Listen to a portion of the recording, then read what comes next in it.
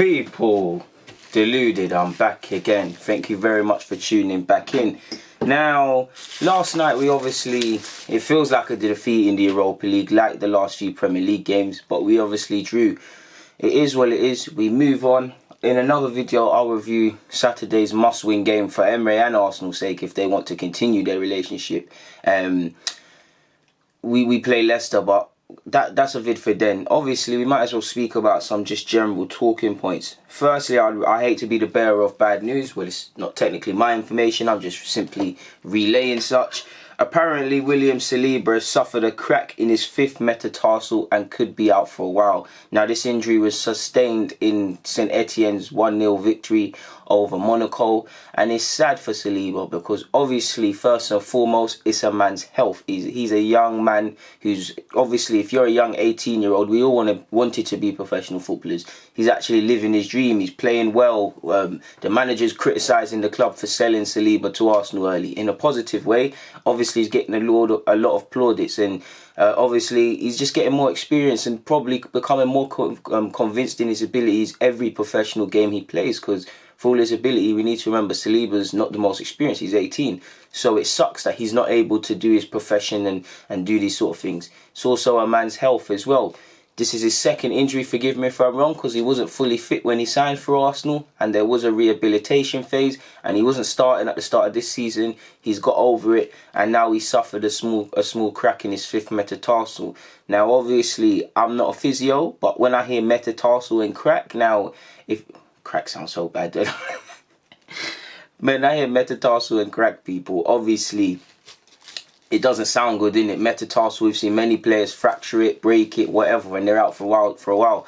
What I do hope, and what I know Arsenal and St Etienne will do, is they'll get him the best. If he requires surgery, he'll have the best surgery possible. Rehabilitation, physios, all of these doctors, all these sort of things, he'll get the best of that. But I'm praying he's not out for a while, man, because it does scare you. Obviously, he's at the age where he can get over these injuries, but this is Arsenal's investment. We've paid 30-odd million. He's got a lot of potential. From what I'm seeing when he's playing for St Etienne, he's playing quite convincingly as well. And it sucks that I'm not going to be able to do the little scouting report videos for you guys because he's not going to be playing. Pardon me. Because such as St Etienne, and I know they've got a few young players in and about the squad. They've got Yusuf, who's 20 and plays in midfield. They've obviously got Fofana at the back, who partnered Saliba in the back three at the weekend.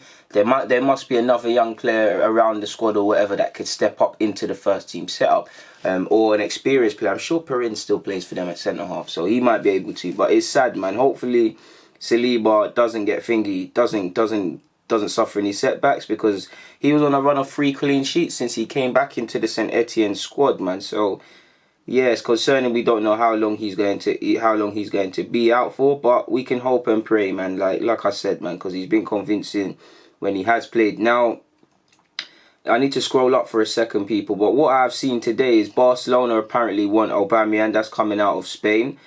Spanish publications, and apparently if I go up a little bit, people, I'm so sure I saw that said earlier in relation to Aubameyang a few days ago. Here we go.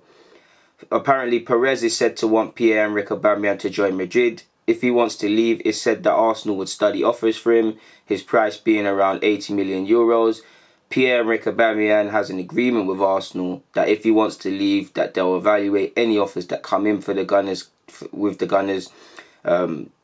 Gunners demanding 72 million in that scenario. So them two reports, while different publications near enough match up, we'll never, if you believe reports, Real Madrid and these clubs wanted him in the summer, and some Arsenal fans wanted to sell Aubameyang. I get it, he's old, he's getting older, or he's going to get older, and that fee could be used to revamp other stuff. But I said it then and I'll say it now. If you're going to sell Aubameyang for 70 million, don't look at the age, look at the output. And the fact is, Aubameyang is not going to be looked at the same because he's at Arsenal. But at the end of the day, Aubameyang, 20 league goals, that sort of calibre of striker, if you've got that, whether you're fighting relegation, going for the league or mid-table, that makes the difference. With that being said, for me, every team needs a 20 million goal in the league striker to win the league, with the exception of probably Chelsea, to which Aubameyang's that. So with that, that can help our goals. If Aubameyang can keep scoring for the next 2 to 3 years while we develop our squad, and you let him run down his deal or sell him, I believe it's money well spent. Because if you do sell Aubameyang now, and I guess it makes logical sense when the age, the contract and stuff. For Aubameyang's goals, just statistically, the goals that will leave this team, to bring them back in, you can't really go for... you lot know me, I love young players and love young strikers with potential. I'd love that. But for me, if I'm the man at the club, you can't really let Aubameyang, there's no guarantees in football, but guaranteed goals, more or less, people. To get a young and tried and untested striker, you're going to need to bring in someone that almost guarantees you that same output. So, and with that, would that not be the same sort of money that you're going to sell Aubameyang, or even more? So you'd be cutting off your nose to spite your face, sort of thing. For Aubameyang, it's difficult because there's not much more he can do. The statistics are there since the man joined the club. He's shown he can get goals in any weather, in any conditions. Obviously, he's been made Arsenal captain. Some of these rumours might be in relation to his contract stuff, but he's been made Arsenal captain. He probably feels comfortable at the club, and this is probably where he wants to see out his end of his career. But for me, Aubameyang, as much as I wanted to stay, he'd have my blessing to join Barcelona or Real Madrid, because he's given all he can. A career is short, much less his. He's only probably got one last big contract, whether that's at Arsenal or elsewhere. If he joins Barca and Madrid, he has more, regardless of where the two clubs are now by their own standards, he has more of a chance of competing for silverware. And what people don't speak about is, as much as Aubameyang's comfortable and he's the captain and we don't want him to leave, people, you've got to remember we've got a young squad. Now, that might be an irrelevant point at first, but what you lot need to remember specifically is, if we were to... this squad needs time to develop. So let's say in the next 3 to 4 years they mature a bit. Martinelli, Tyrese, Nelson, Emile, Saka, all of these young players, Saliba when he comes, all of these young players, they're going to need to go through, to get to that maturity stage or that level, they're going to need to go through good games, bad games and whatever. And when they get out the tunnel, people, they might turn into a good crop of players. But like I just said, 3 to 4 years. Aubameyang's 30. Do you really want to wait 3 years for your teammates or your squad to reach maturity in which you might not be guaranteed trophies? Or would you want to go and be partnered by the likes of Eden Hazard and Benzema, or if he does go to Barcelona, Lionel Messi, you might not start, but Lionel Messi, Suarez, all of these players there, people, career is short. Aubameyang would have my blessing to leave as much as I want him to stay and would not want him to stay. We need to get the contract sorted. It's clearly a game of poker between not just Aubameyang but Lacazette, because why would both of them commit their contracts, their futures with new contracts to the club, people? It wouldn't make sense because of the uncertainties over the manager, because of whether we're going to get top 4 or not, because of whether we have a long-term project that's strong enough to sell to them in regards to what we want to do, because obviously the name of Arsenal attracted them to this club and probably the project, but now that they're here, that you got to look around, people, and they've got to ask themselves truthfully if they want to stay here. If we were to sell Aubameyang, people, I'd love us to go for Szoboszlai and Highland, a little double swoop with Leipzig, just give them whatever they want. But that's just me dreaming, as you know, people. There's some other transfer news I'm trying to find as well, people. There was something in relation to, we've been linked with a centre-half.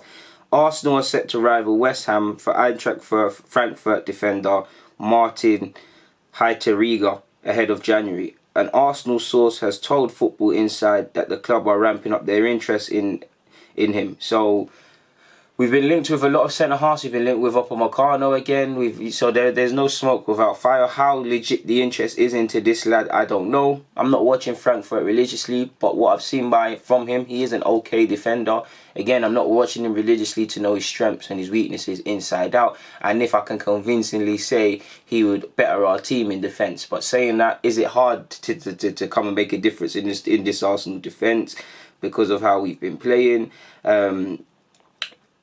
It is quite sad. What else is there, people? Apparently, Arsene Wenger, who is apparently, if you believe reports, going to take over from Bayern Munich at the end of the season, our former manager. Apparently, there's been a concrete discussion between Mr. Wenger and Munich, and apparently there's a planned personal meeting planned for Saturday after the Dortmund game. Munich want a manager to take over to the end of the season so that they can find potentially a young, hungry, more innovative manager. You heard them linked with Tuchel and you've heard them linked with Nagelsmann. And it's right up Wenger Street because, the chance to manage a big club like Bayern Munich after leaving Arsenal doesn't come around often. It shows how much your name holds weight. Whether these rumours are legit or not, I'd be happy for Wenger, man. I'd love them to win the Champions League. When asked, if he can confirm if he speaks German fluently. He said yes, and when pressed, he also spoke of the attraction of managing Bayern Munich and obviously the fact that they're a big club and whatnot, and didn't say he would accept, but didn't say he'd necessarily turn it down. He also went on to say, in relation to Aaron Ramsey, he said, I met Ramsey once. He wanted to stay at Arsenal. They had an agreement from what I understood, and the club went back on that. I tried a long time to extend his contract. I'm sure you did, Wenger, but I would love to know what comes out over the Aaron Ramsey case one day, whether it was the board or if it was legitimately EMERY'S decision to keep him out of the side, people, really and truly. Obviously, if you believe Soccer Link, Arsenal and Jose Mourinho are in discussions again, which is, we don't know how true that is. Obviously, you've seen two men plead guilty to the Mesut Ozil and Sead Kolasinac case as well, which looks to be reaching a conclusion. I don't think there's much more to comment on, people, in relation to anything. In fact, I think I've got some notes here. On a rather sad one, people, I was meant to speak about Saliba, because obviously from what you want to know about your players that are coming to the club and how they are off the field, and obviously we know that he's been described as a football nerd, someone that really wants to improve, someone that's very humble, someone that's very charismatic. He's been described as that. And The Athletic, which the article publication which I'm sponsored to, which I sponsor. Sponsor is not the right word. I subscribe to it. They shedded some light on his upbringing, and obviously I saw some wonderful sound bites. Sorry, he was 13, batting up under 15s in central midfield. He's always been a leader and always been one of the most vocal ones from a young man, and people that would look you in your eye and tell you what you need to be told in a healthy way. He's obviously from a region which Mbappe, Kante and Pogba are from, in which there's high unemployment, and obviously there's not much prospects and things like that. Obviously, when you grow up in an environment like that, similar to a lot of people in England, it gives you that hunt to really grab what you want out of life, and that's what I like to see. He's more or less escaped the hood, really, and I think he'll gel in well with Aubameyang and Lacazette if they're there because of the culture and whatnot. It also gave a segment into his resilience, people. He had failed trials at Auxerre, at Bordeaux, at PSG, and it is what it is, people. And what people need to remember with Saliba, and is quite chilling. Arsene Wenger once said, "You pay for the education of young players with points. If I play a 20-year-old centre back, I know he'll cost me during the season, and I have to stand up for that. A less talented 28-year-old would cost me less points. However, by 23-4, you have a player."